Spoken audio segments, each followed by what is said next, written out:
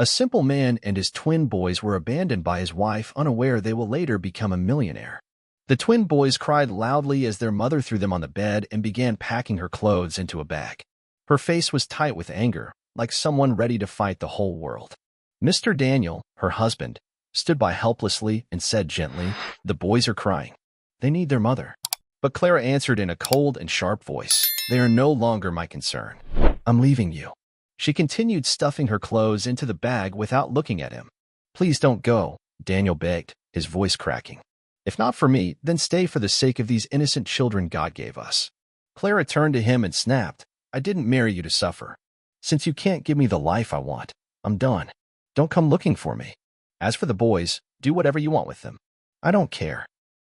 She paused, twisted her lips bitterly, and added, "To be honest, I don't even care if they live or die."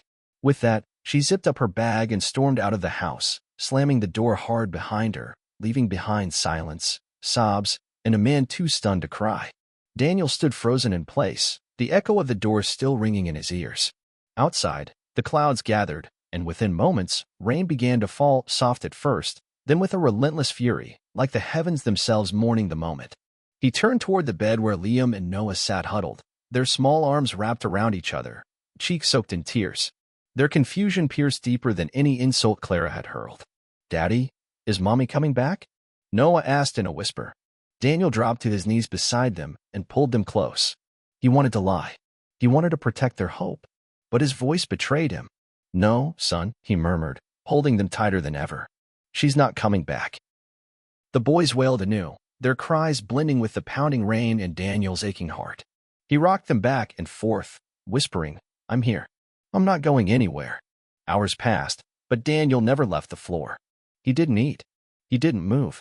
He simply held his sons, as if letting go would cause the fragile world around them to collapse completely.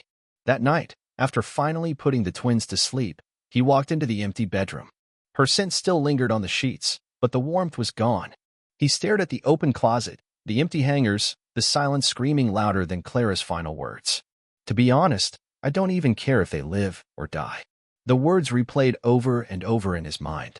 He closed his eyes and leaned against the wall, his knees buckling. But instead of giving in to despair, something unexpected stirred inside him. Not rage, not hate, resolve. She had given up. But he wouldn't. He walked into the boys' room, looked at their sleeping faces. So innocent, so undeserving of the pain thrust upon them. In that moment, he made a vow. He would raise them alone. He would become both mother and father. And somehow, he would build a life that would silence every word Clara left behind. He tucked the boys in, kissed their foreheads, and whispered, "One day, everything will be different." And though he had nothing in his pockets, he carried in his chest a burning will. The chapter of abandonment had begun, but so had the quiet rise of a man no one saw coming. The sun had barely broken over the rooftops when Daniel laced up his worn-out boots. The laces frayed, the soles uneven, but they held. Just like him. In the quiet, cramped kitchen, he buttered 2 slices of bread and folded them into foil. "Breakfast champions," he whispered with a tired smile, slipping them into Liam and Noah's backpacks. Outside, the chill bit at their cheeks as he walked them to school. The boys no longer asked about their mother. They had learned, in their own quiet way, that some questions only bring pain. They held his hands tighter now, as if drawing strength from his calloused palms. Daniel dropped them off with a smile and a wave, then turned quickly. The moment he was out of their sight, his pace changed, faster, heavier. He sprinted down cracked sidewalks to the construction site, his second home. Cement dust clung to his clothes like a shadow. By sundown, he was mopping floors at a warehouse office, eyes burning, back aching, yet never once slacking. His life had collapsed, but he hadn't. He never missed a school recital, never missed a parent-teacher meeting. Even when his overalls reeked of bleach and his boots dragged mud, he stood tall in those crowded halls, applauding louder than anyone. But children feel things, and the twin boys had changed. Their laughter dimmed. Smiles became rare. Their teacher, Miss Reyna, called him aside one day after school. "They're not misbehaving," she said gently. "But they look lost, detached. I think they need someone to talk to." Daniel lowered his eyes, ashamed. "I'd love to get them help, but I can barely cover rent." Miss Reyna nodded, understanding etched in her face. Then at least talk to them. Make it feel safe. That night, Daniel sat cross-legged on the living room floor, 2 notebooks in hand. He slid one across to each of his sons. "This is your happy journal," he said. "Every night, I want you to write or draw one thing that made you smile, no matter how small." At first, the pages stayed blank, but slowly, scribbles appeared. Noah made a funny face at lunch. "Dad packed 2 candies today. Liam let me win at chess." The journals grew. So did their laughter. It wasn't therapy, but it was healing. Their evenings transformed.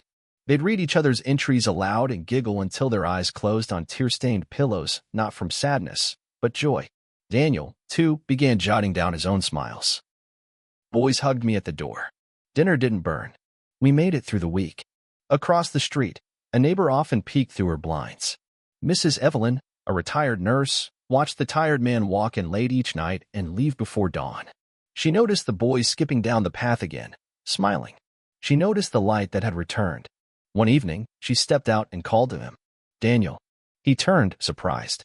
"Evening, ma'am." "I see what you're doing," she said softly. "Raising them alone. Working like that. Smiling through the pain. I don't know how you're doing it, but don't stop." Daniel nodded, not trusting himself to speak. Behind him, inside the house, laughter echoed as the boys raced each other to the kitchen. The smell of rice and beans filled the air. The lights flickered, the roof leaked, the heater coughed, but the house felt alive. He wasn't winning awards. He wasn't making headlines.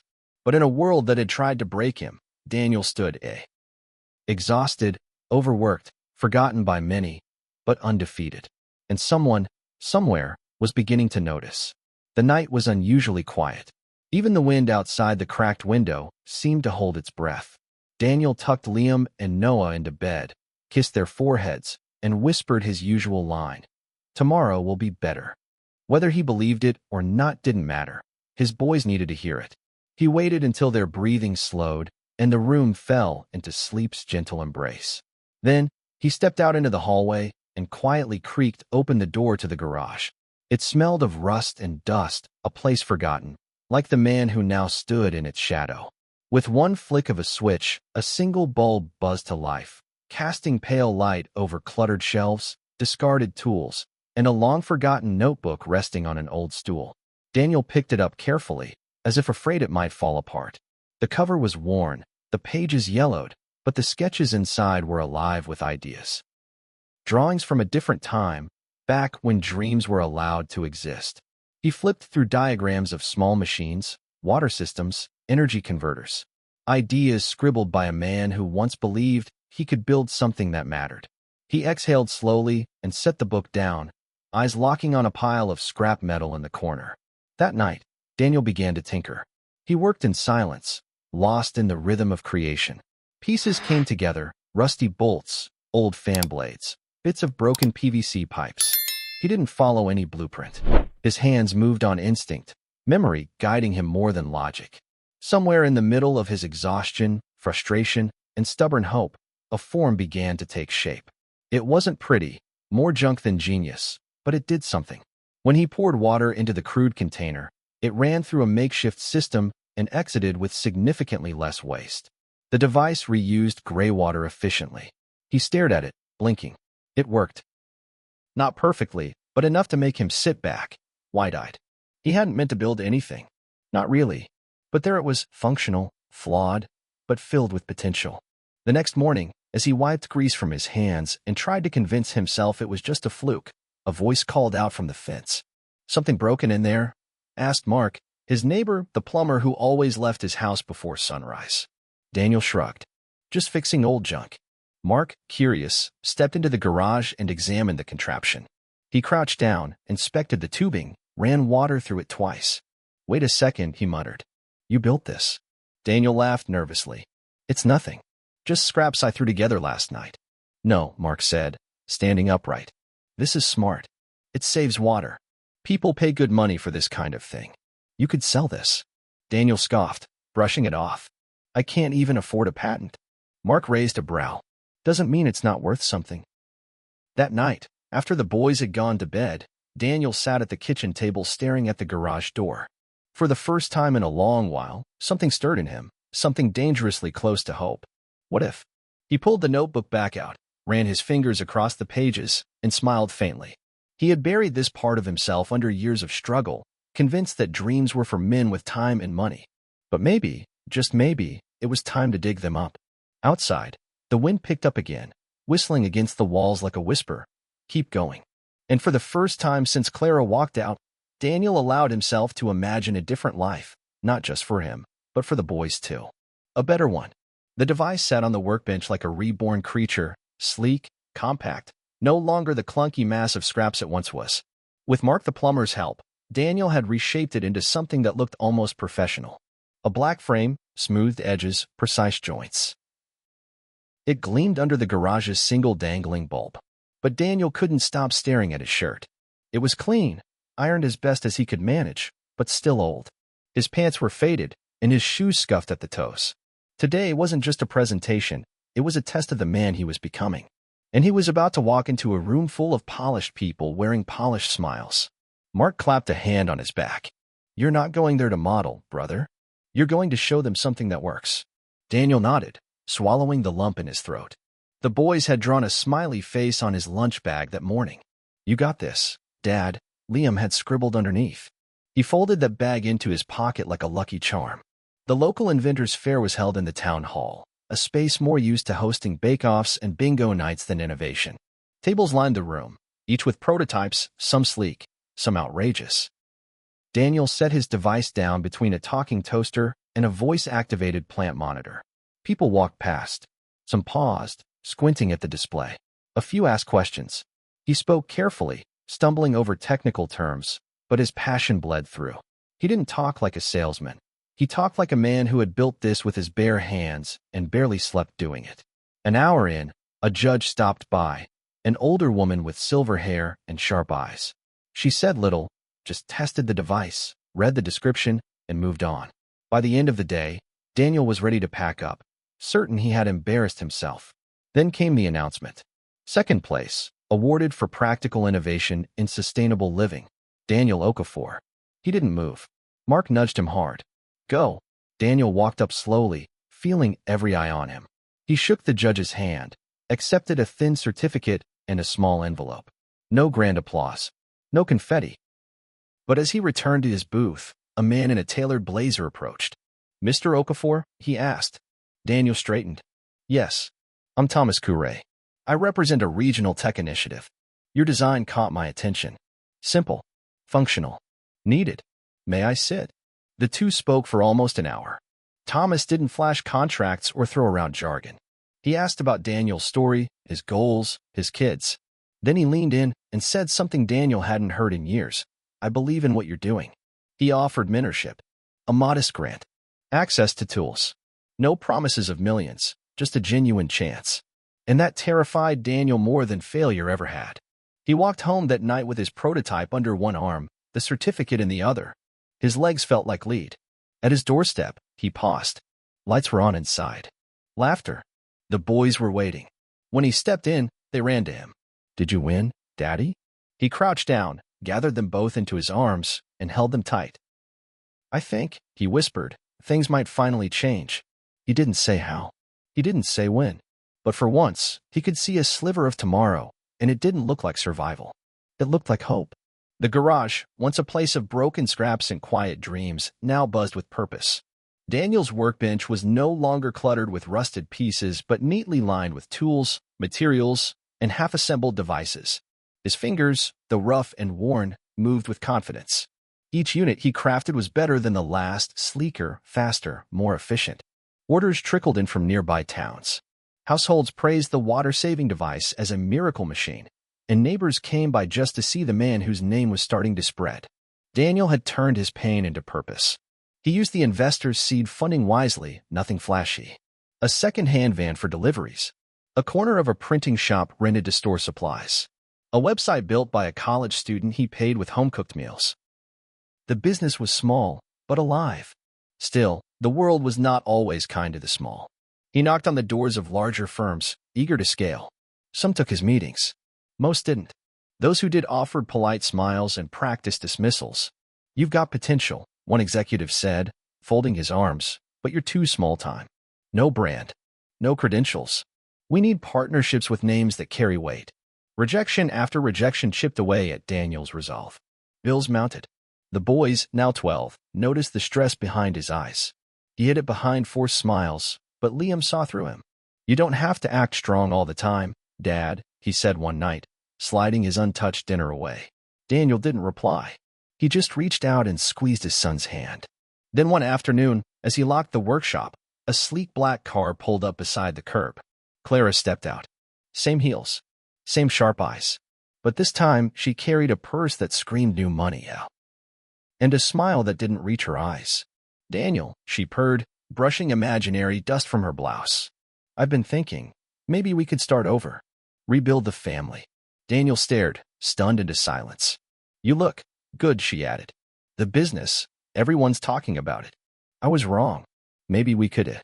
"No," he said softly, but firmly. Clara's smile faded. "You're really going to hold the past against me? I was young.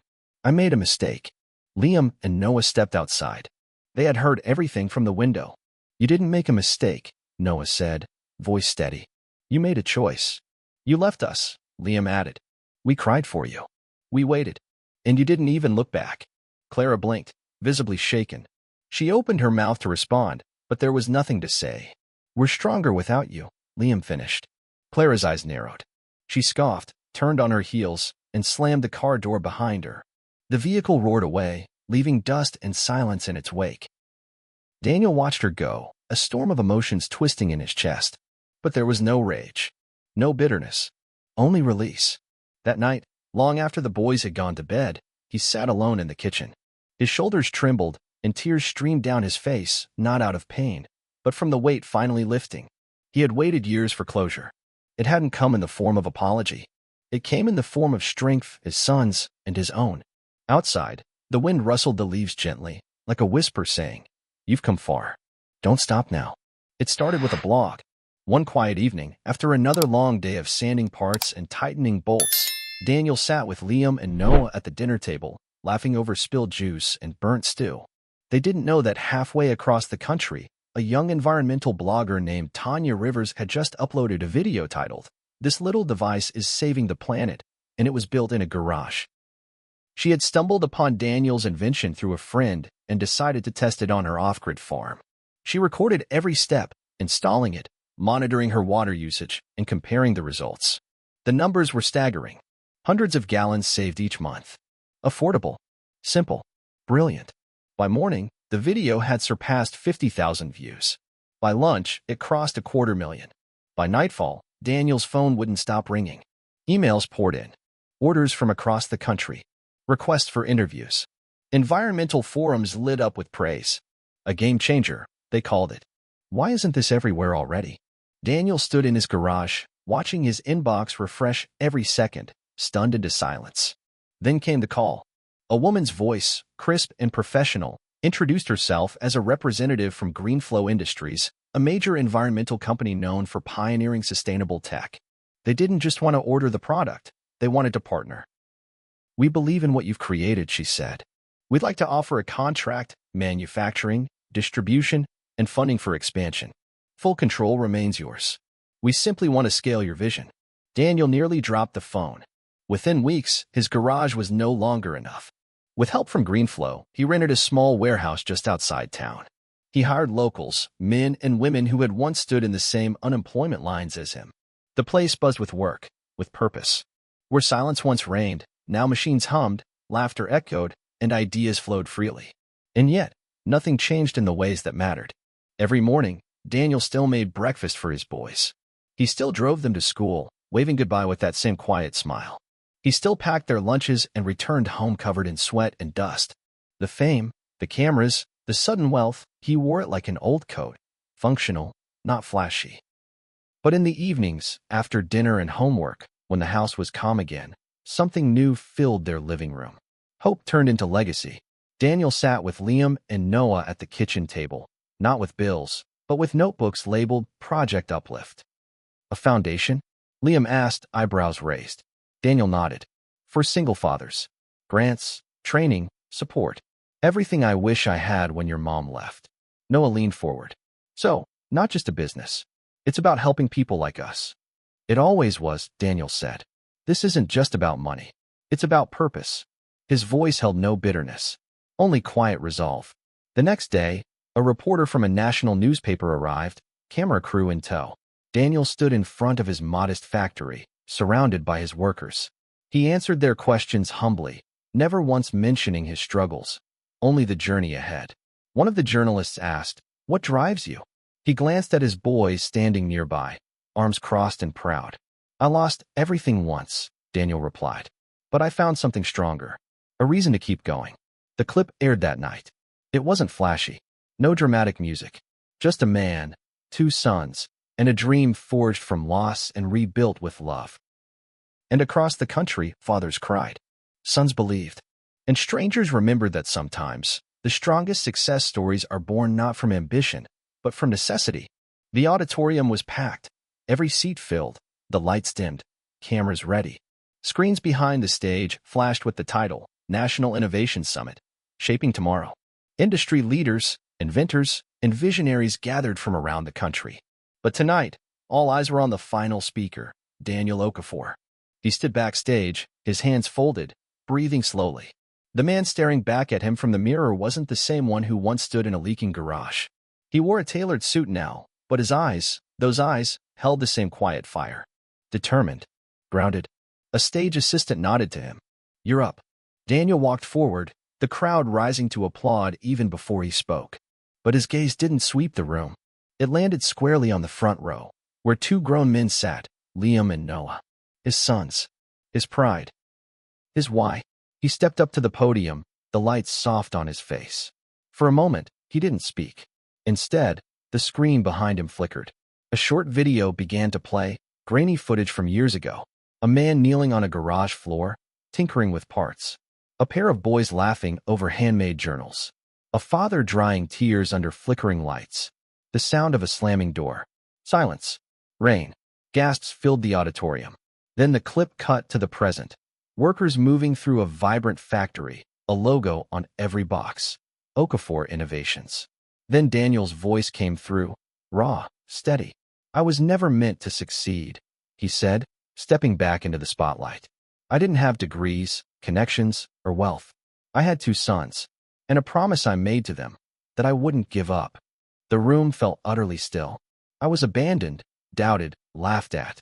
But when you've tasted rock bottom, even a little progress tastes like heaven. Every small victory became my ladder out of the dark. He paused, scanning the room, letting his words settle. They called me too simple, too underprepared, too small. And maybe I was. But love is not small. Purpose is not small. He motioned to the front row. Those boys saved me as much as I raised them. And everything I built, this company, this mission, it wasn't just for survival. It was a gift to them, and to every father who ever felt alone. Tears glistened in the eyes of many. Phones stayed down. No one wanted to miss a word. Daniel continued, "My story didn't start with success. It started with struggle. It started with pain. But it ends with legacy." Applause erupted, loud, thunderous, sincere. After the summit, Daniel stepped off the stage, not into a swarm of reporters or lights, but into the arms of his sons. Liam gripped his shoulder. Noah whispered, "You did it, Dad." He smiled. "We did it." Outside, the air was crisp with evening. The city shimmered, but Daniel didn't care for champagne or after-parties. Instead, the 3 of them walked down a quiet sidewalk, hands swinging between them just as they had years ago, only now taller, stronger, older. People passed by, some recognizing him. Others didn't. It didn't matter. What mattered was this moment. The long journey. The pain turned to strength. The silence replaced by joy. They didn't walk home rich in gold or fame. They walked home rich in love, in triumph, in the unbreakable bond that had carried them through storms and into the sunrise. And that was worth more than any spotlight. Don't forget to smash that like button, hit subscribe, and turn on notifications. Share this video. Thank you.